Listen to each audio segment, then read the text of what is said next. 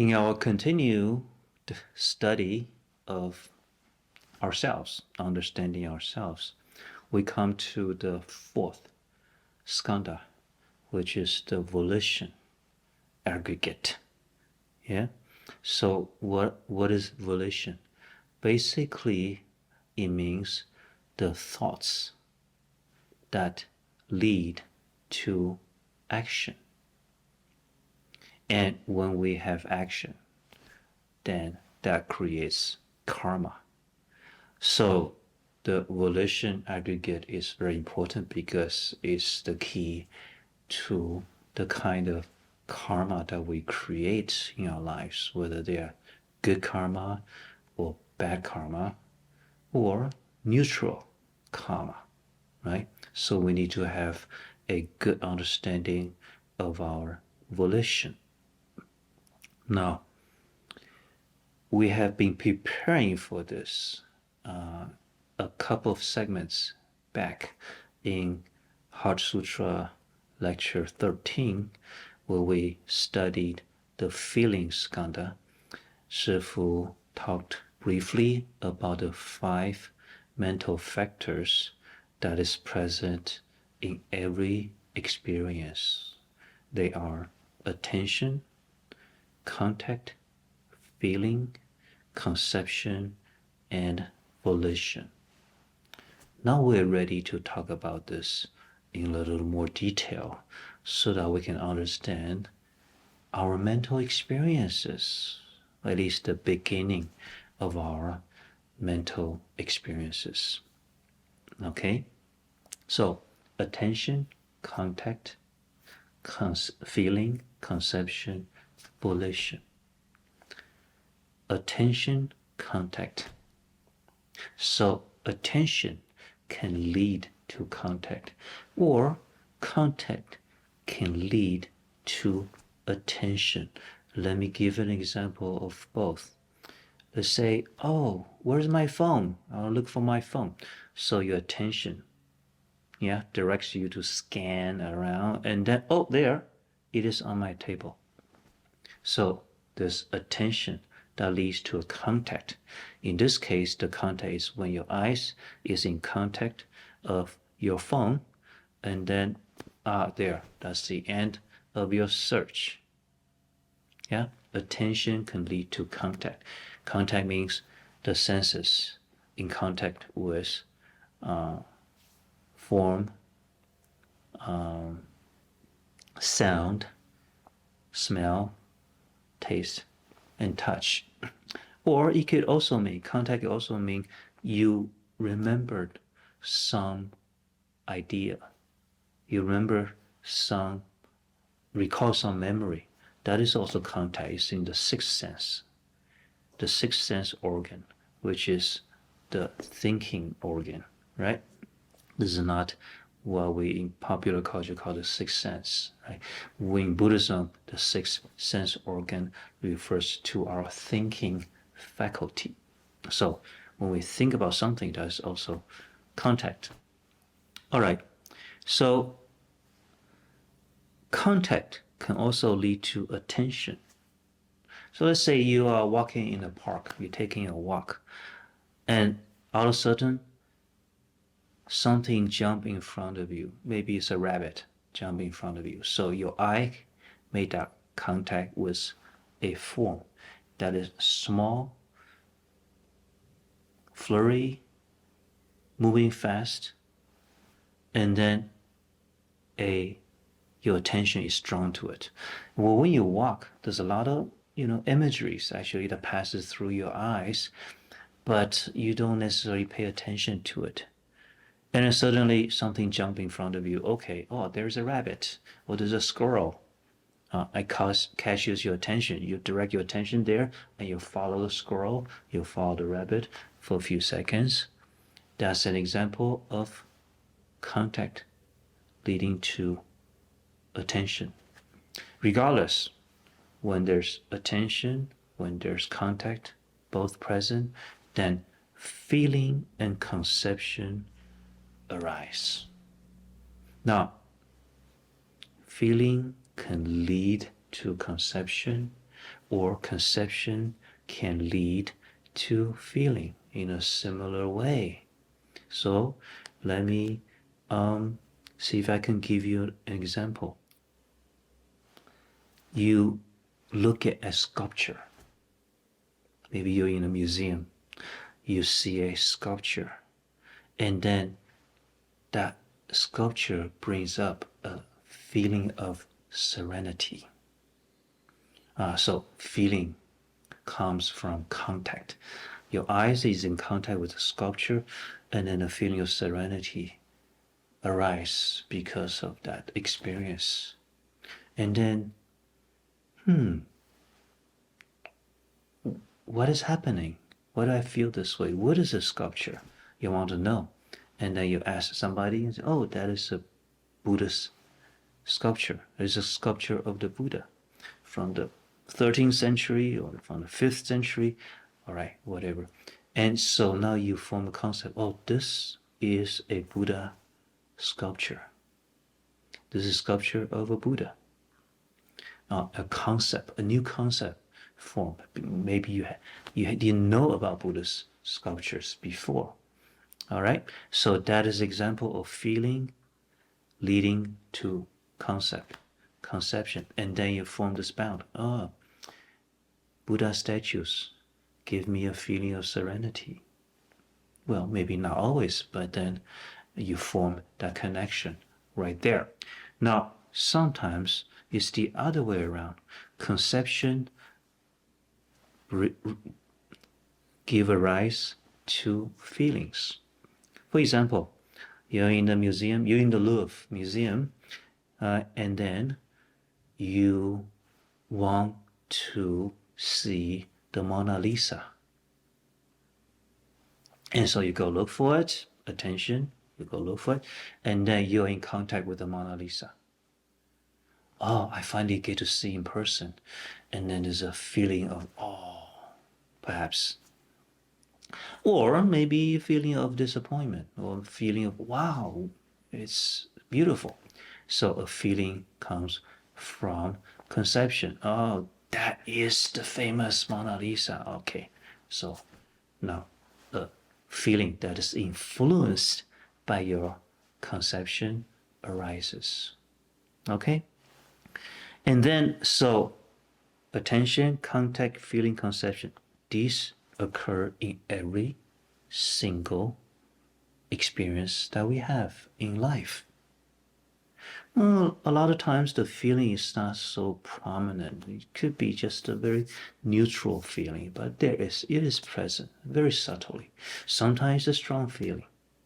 Sometimes the conception is strong, sometimes it's by default. It's sort of just, it's there. All right, so the next thing that happens is volition. So what is volition? Well, this does take a little bit of digging. And in the Yogacara literature, this is one way to explain the function of volition. Actually, it is a little bit complex. There's 3 types of volition. First, consideration, which means you consider the present scenario leading to a resolution of some sort. Yeah, you look at the Mona Lisa. Oh, I finally get to see in person. So this feeling, this conception, attention, contact, and then you think about it. Why is it so famous? Is it the lighting, the way that the paint is adopted? What is it about it? So if you're an artist, you maybe have a deeper appreciation. If you're not artist, maybe you say, yeah, it's nice. You come to a resolution after some consideration. Okay, I like it, I don't like it. Yeah, it's amazing, or maybe it's overhyped. Whatever it is, you come to a resolution after some consideration. The second kind of volition is determination. So that is the resolution we're talking about. Okay, I like it. Okay, I don't like it. And the third type of volition is action generation, the thoughts that lead you to some action. So once you have made that determination, you create an action. You talk to your friend. What do you think? You think it's as great as people say it is? Or what do you think? It's amazing, isn't it? Yeah. So that words are being said. Or maybe in some other cases, action is being generated. Oh, let me go to the gift store and buy a book about the paintings in the museum. Okay. Because you're so impressed with this painting or what you see. So that's volition. Volition causes us to generate some karma. It could be a kind of, not so important karma. It could be a great karma. Maybe you talk someone out of suicide. Or it could be a very bad karma. You decide to steal something because you like it. That is the role of volition. And it may seem that in many of our everyday encounters, we don't actually do much or say much. And that is because the karma we create is neutral. It's not necessarily a positive or negative karma. Or maybe it could be, you don't think it's very much. You just casually make a comment about somebody. And then, well, somebody heard that and then pass it along and then pass it along. And then eventually after 5-7 degrees, it go back to the person you're commenting and then maybe affects that person greatly. So there are times when you don't think that you're creating a big impact, but you actually do. And there, of course, there are times when you create an impact, but then that is very impermanent and it doesn't, you're famous for 50 minutes and then nobody remembers. Okay? So that's volition. Now,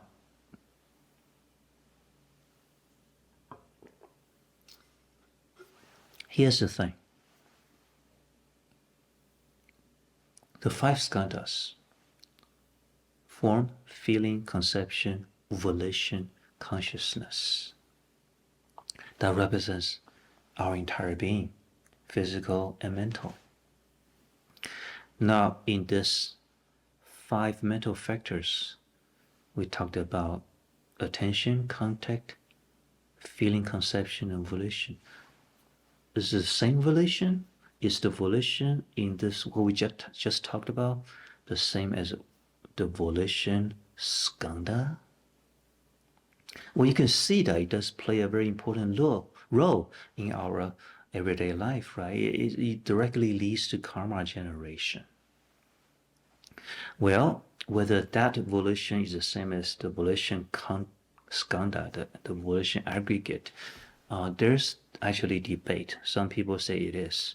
But then there's another perspective. So this is a little bit technical. There's another perspective. In the Yogacara school, there's a text called 100 Dharmas that explains that there are 51 mental factors that's most important for our consideration and understanding of ourselves and people and for our Buddhist practice. So there are 51 mental factors. And these mental states or mental factors, some are neutral and some are particular, some are more general, some are more specific, some lead to good karma, some lead to bad karma. Examples of mental factors that lead to bad karma are, for example, resentment, irritation, hatred. Yeah, examples of anger, of course. And then there's mental factors that lead to good karma. For example, kindness, the unwillingness to harm, no harm. Yeah, those kind of mental factors lead to good karma. Okay, so in the 51 mental factors, there are 2 very important that stand out. And they are feeling and conception. And the other 49 factors, they're all part of the volition skandha. Okay, so then according to this perspective, there's a volition that happens immediately when you perceive something, feeling that follows feelings and conception. But there's another perspective that all the other mental factors should be grouped into the volition skandha, because another translation for the fourth skandha is mind stream. So any kind of mental states. Okay, and I think this perspective makes sense. Okay, so this is a little bit detail. All right, but now let's get back to something we can relate to, something more solid. How understanding of volition, both in the consideration, in the determination, and the action generation, how is that relevant to understanding myself or people? Okay, so let's take an example. Have you ever regretted a past mistake? Have you ever did something and then later on you say, oh, that was a mistake, I wish I hadn't done it? Yeah, probably all of us have had that experience. So if we understand this whole 5 skandhas better, what kind of fresh insight can we have on this thing that could happen to anybody? And it could happen in the future. I mean, I could make a decision tomorrow that maybe a year down the road I regret, right? You decide to marry this person. All right, tomorrow's the wedding. And then 3 years later, you get a divorce. Oh, what a terrible mistake. I so regret it. For example. All right, so let's go through an analysis of a mistake. Where do we start? We start with the 5 mental factors: contact, attention, feeling, conception, and volition. So go back to that experience, that decision, that action. When you decided to do that or to say that, that was volition, right? Volition led to that resolution, and then that led to that action. Okay, backtrack a little bit. Before volition, there's conception and feeling. So, okay, when I made that decision, when I took that action, what was my feeling and conception? What was my mental state like? What was was that decision heavily influenced by my emotions, my feeling? Or was it not so much? I wasn't emotional, and it was my perception of the situation and made me decide. So conception was important. Conception and the consideration. I went through careful consideration of what I perceived and made that decision. So that shines light on that experience, right? If you, at that time, you were heavily dominated by feelings, and therefore you did not consider so carefully or rationally, then you can understand how that happened. You can understand how that happened. Or if you actually formed the right conception, your understanding of the situation was actually quite good and reasonable, and then you thought about it, and then you took that action. But still things didn't turn out well. What does that mean? What that means, there are additional information you didn't have access to, right? You didn't know. We know that already. In every situation, we cannot possibly know everything unless you're the Buddha. But we're not the Buddhas yet. So we can't possibly know everything. So there will always be things that we cannot know, we don't know at the time. Or even if we knew, we cannot do much about it. That's the whole dependent arising, the interdependence of the situation, right? So there are factors, conditions that you cannot change, you could not change, or you could not have known. All right, so what does that say about the whole experience of making a mistake? Well, you see, what often happens is when that happens, when a mistake happens, we start to blame somebody. Yeah, oh, he's to blame, she's to blame, who's to blame? Let's find out who's responsible for that mistake. Or maybe I'm to blame.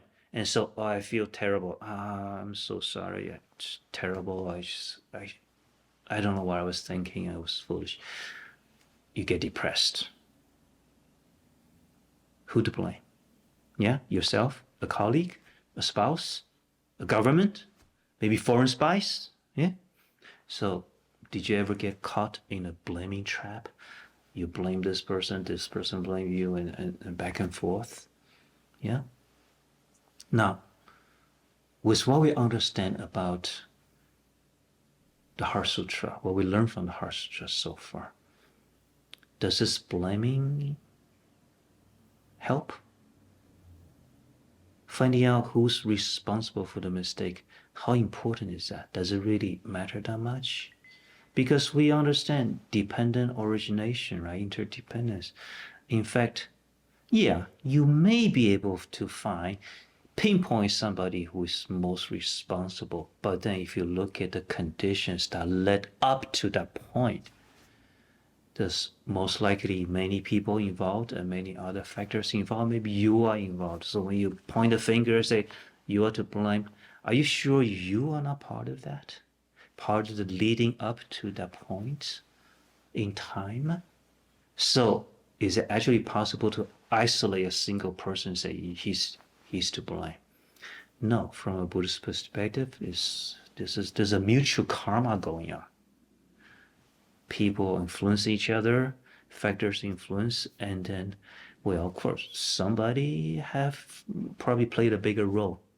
Yes, but then how important it is to figure out exactly who's to blame.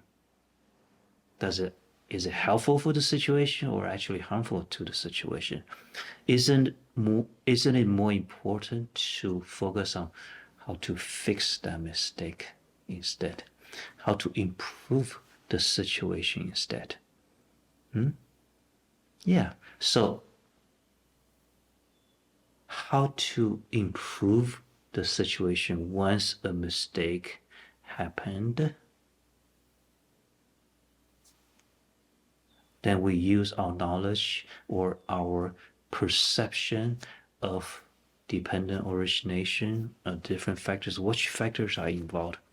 So, and also, we have made mistakes. You have made mistakes. When I make a mistake, when I do something wrong, do I wish other people to forgive me, give you another chance? Do I wish for the chance to make amends and to do it over? Probably we do, right? In the same way, whoever was involved, knowing that there's a mistake, there's a bad result, let us make it better. That is a way of thinking that benefit myself and benefit others involved, right? No self in this situation means that you cannot pinpoint one single person who is responsible. It's a confluence of factors. No self, no person. But there is a situation needing to be worked on, right? So let's solve the problem instead. Think about how to solve the problem. One example is by observing my Shifu, Grandmaster Weijie, for many years, I've seen Master Weijie make many big, important decisions that involve many people or a lot of money. Yeah, for example, should I buy a monastery here, turning into one of our Zen centers in Northern California? Well, this costs a lot of money. It's a big decision. The master thought about it for like a few minutes and decided yes. Wow, probably take me several days thinking about it. But then once I made my report of what this property is like and what it's about, he made a decision in a few minutes. Wow, how can he make such a big decision so quickly? Right? And then the interesting thing is that once we got into the, we decide to purchase or in this contract to buy the property, one day the Grandmaster said, no, we're gonna give out on the property. I was in shock. The property, by the way, turned out to be Buddha Gate Monastery in Lafayette, California, East Bay. It's our first monastery overseas. Well, it's Zhongtai's first monastery overseas. So a couple months down the road, we are in full gear to purchase that property. And then Master told me, we're gonna forget that, we're not gonna buy it anymore because we need the money elsewhere in Taiwan to do something else. And I was in shock. Well, we can't just back out a contract like that, right? We're gonna lose money, and then it's such a good opportunity, such a beautiful property, and so on and so on. So I tried to convince the master. After hearing me ranting for a few, not ranting, explaining my position, arguing why we should keep it. Of course, I don't understand at all, the other thing the master had to do in Taiwan, that needing that money. I don't understand that. I don't care. I just care about this. After hearing my position for 5-10 minutes, master changed his mind again. He said, okay, we'll go through with it. So whatever the master wanted to do in Taiwan at that time, it never happened. I know it never happened. So was it good? Was it bad? Was it good karma? Did I create good karma? Or did I create bad karma because something gained, something lost? How can the master make such a big decision, flip-flop like that? Does he ever regret his decisions? Well, I contemplated on this for many years, and then through my studies of Prajna Paramita, I finally came to an understanding. You don't make mistakes. Yeah, you do make decisions that came out less than ideal. When 3 years later you find out you have to divorce that person, you did not make a mistake 3 years ago. That is not a useful perspective. What is a useful perspective is that 3 years ago, when you decided to marry that person, you made the best decision you could at the time. You cannot regret yourself for the 3 year ago you because of what you know 3 years later. What is more useful in how we live our life is look at it, okay, there was incomplete information that I had, but after these 3 years or however long, I learned more, I learned better, and then I'm making a decision based on what I know now. And hopefully it's a decision that is more mature, wiser, more informed, closer to reality than 3 years ago. But hey, it's a learning process. And so therefore, it's pointless to ask, Grandmaster, have you ever regretted your mistake? I don't think he ever did because he understands Prajna Paramita. He sees every decision as a direction to explore something. And then when that exploration turned out to be less than ideal, maybe we should change direction. He does. He changed direction. There's no point in regretting. There's point in constantly reflecting and then making decisions, volition, based on what you know now. And so every day, every decision is a new one based on what you know. If you're mindful, then you go through with it. And if halfway down the road you decide, well, I need to change direction, go ahead. Who's stopping you? That is a kind of freedom. So volition, at different points in our life, we have to make decisions. We have to take on actions.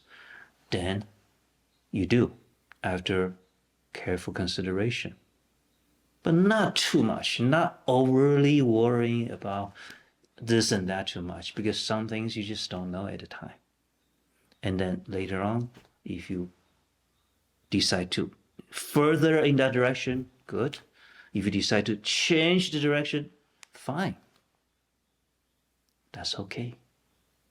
Every moment is a new moment. All right? So, emptiness of volition. What does that mean? Well, volition, we know what it is. It's a kind of thinking that leads to some resolution and action, which we do all the time. Now, my past actions does not define the present I. That's what we just learned. My past action does not define the present I. I don't have to be burdened by my past action. So, emptiness of past volition. Volition is impermanent. But wait a minute, Shifu, what are you saying? Are you saying that you don't have to be responsible for your past actions? No, actually that's not what I'm saying. Whatever I have decided to do creates karma. And I am responsible for my karmic consequences. Yes. So let us contemplate on this. I don't need to be burdened by my past actions, but I do need to go through with the consequences of those actions. That's just reality. So, for example, you decide to get a divorce because this person is just not compatible with you. To be burdened by that experience is to live in regret. Oh, I wish I never married that person. Oh, my 3 years is wasted. Oh, my youth, my beauty, whatever. Yeah? How is that helping you? It's not helping you at all. Is that helping the people surrounding you? No, it's not helping them either. Well, you do have consequences, the 3 years with that person, lead to certain changes in your life, changes in your possessions, perhaps, changes in your way of thinking, perhaps, changes in, how you perceive a person, perhaps, changes in, your life conditions. Yes, you have to accept those changes. You have to accept the consequences, but you don't have to accept it with a depressed mindset. You look at it, it happened. It happens. It happens. Well, bad things happen to even good people, right? It happens. It happens because there are so many other conditions at work. But you accept it and you examine it and you say, okay, how was that volition came about? How was that decision came about? Now, when similar situation arises, when I meet a new person who I think is pretty serious, well, how am I gonna make my decision then? Yeah, you become a wiser person. So yes, you are responsible for your past actions, but you don't have to be burdened by it. That is how we can understand freedom of choice. The formula, the 4-step formula for emptiness of volition.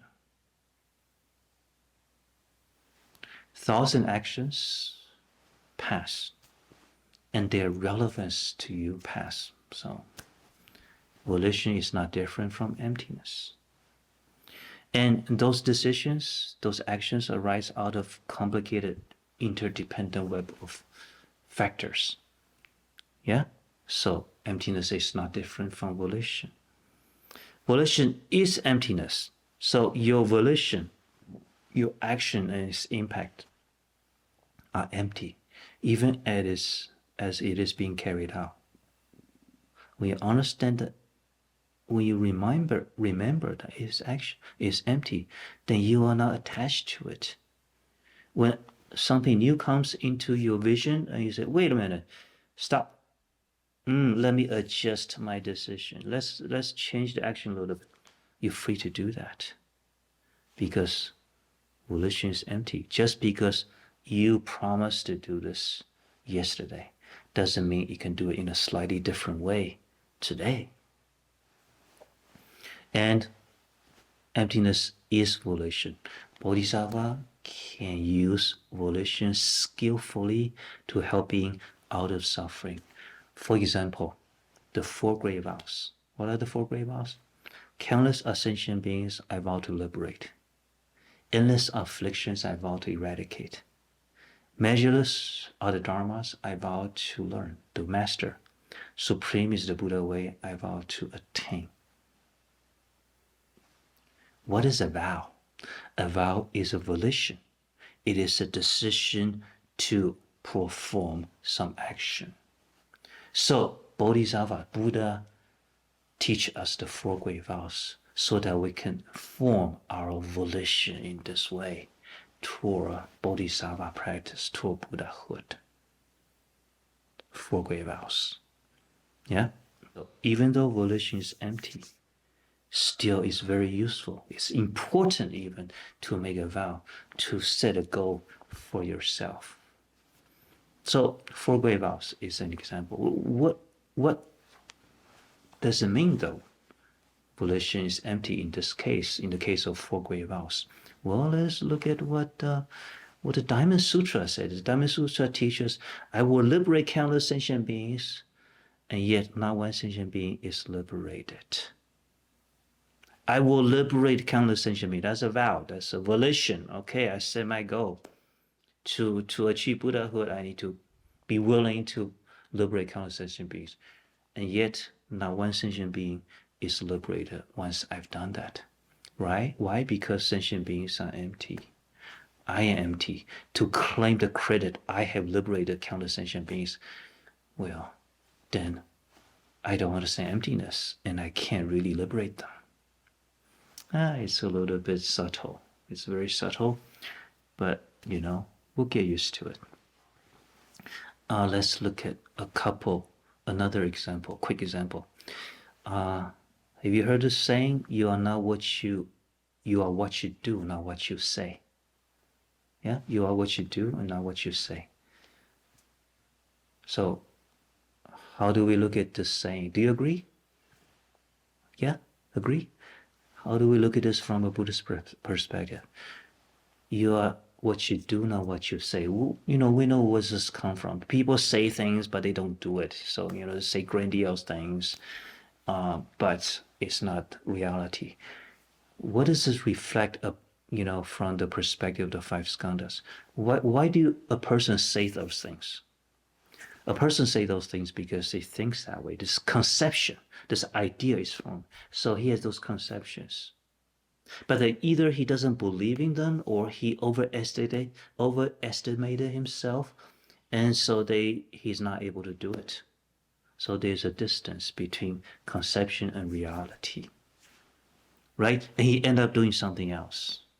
He ended up cheating or getting shortcuts and so on and so on. So that also reflects a different set of conceptions he has, leading to volition.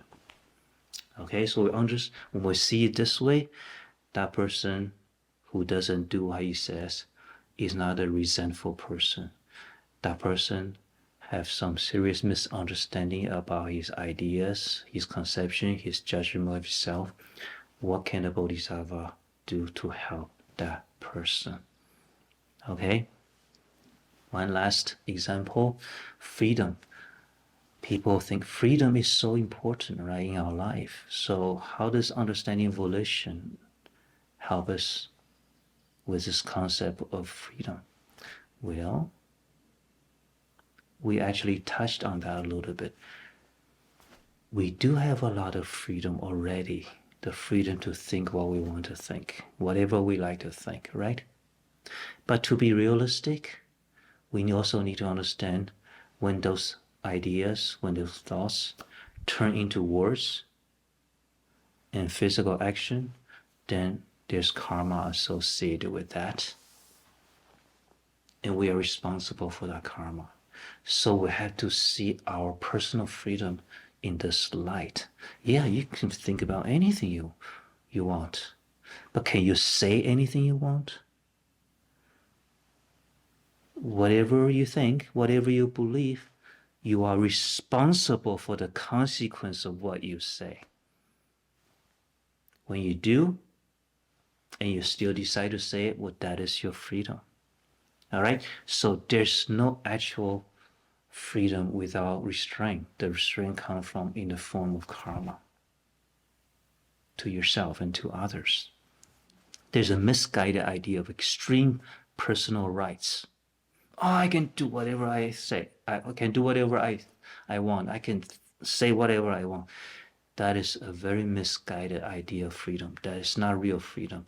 You're just enslaved by your conceptions, enslaved by your beliefs, and you're not in touch. That person is not in touch with reality.